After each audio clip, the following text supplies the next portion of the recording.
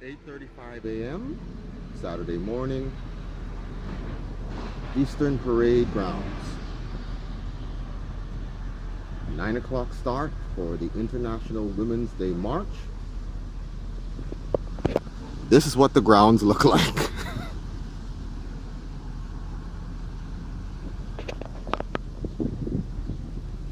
Way to feed into that stereotype of women never being on time. Yep, it's just me and the pigeons. Women's March? No, no Women's March. Men's Run. Yay! And the first women arrive with their signs at 8:42.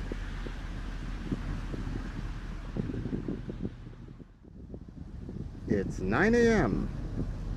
and attendance has already quadrupled since last we checked in.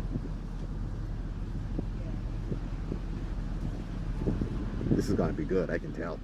My name is Sonia Adderley. And you are? I'm the Chief Commissioner of the Bahamas Girl Guide Association. Okay, before we get into anything, forgive me, but those signs are kind of small. Are they really going to be visible to people on the march? Well, we are going to be showing them off on the side that you're on. We're just trying to get one person's attention. If we can get one person's attention, that's good enough. It might be a small stop, yes. All right. Now, what does the sign mean? Well, these are signs made up from different girls, and it's saying exactly how they feel and where we want to see not only this movement go, but also our organization and the way in which women should move within our society and the world. Okay. And who is preventing or limiting you from what you can do or you can become? Actually, nobody, It's just that we are now starting to move forward. Before we might have said maybe jobs and titles and stuff, but now the world is changing, and so we are making that step. And that is one of the reasons why we are out. We might be in a small number right now, but it's a huge organization, so we are making this step now to encourage more organizations, not just the Girl Guides, but we are encouraging all the female organizations and the men, to stand with us so that they too can say, yes, women matter. And if we press for progress, which is the theme for this year, we'll see more women coming forward, more girls being more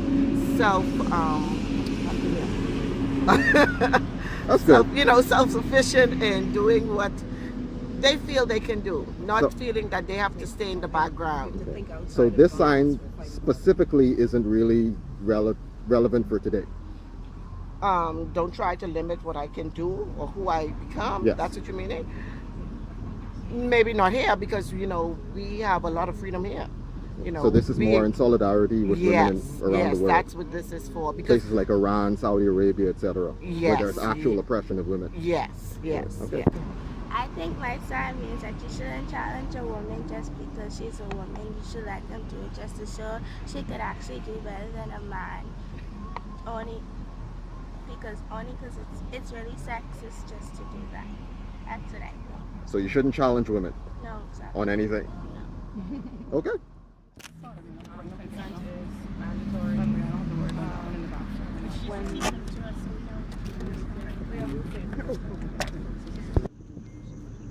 You are outraged by the patriarchy, yes?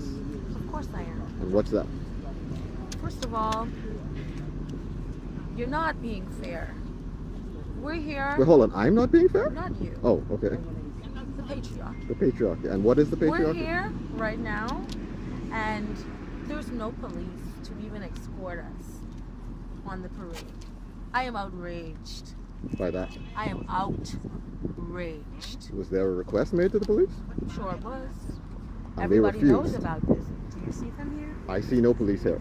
We're about to go on the road right now. We're about to march for equality. For I'd like to call out the person who refused to come out. Can you give me the name of that officer?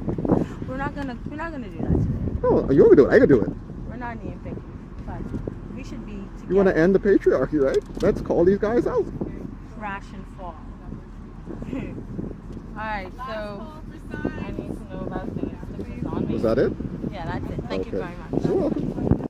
Especially thinking about the theme of consent and what's it? Press for progress, but also autonomy, body autonomy, and I think that you know a lot our culture, we kind of have this idea that women are property. We have this entitlement to a woman's body. So I just basically wanted to voice in our Bahamian colloquial terms that ain't the case. Could you give us a few examples of how that's exposed in our society?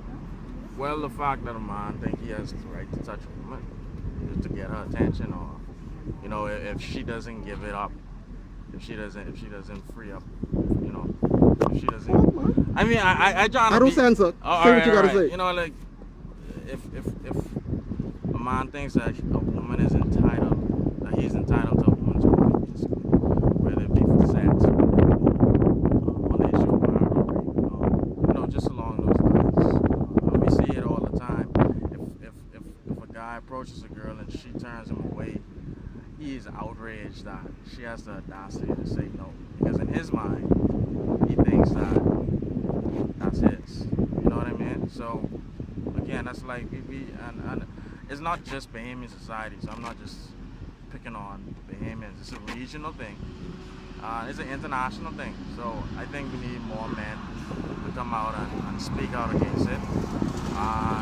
To start this trend of men noticing the problem, noticing that we are the problem, we are the system. We have to make things right. Do you know many men who think women are their property?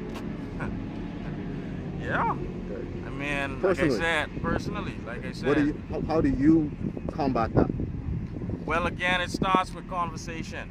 And then two, I think the way we get our message across has to be strategic, because you don't want to come.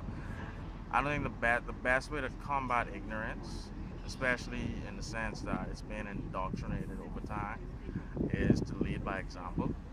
And so rather than just coming out outrightly and always bashing at it being a back and forth, what I think the approach I'm taking is to go out there and show them that, look, this is the stance I take. You can go against the grain.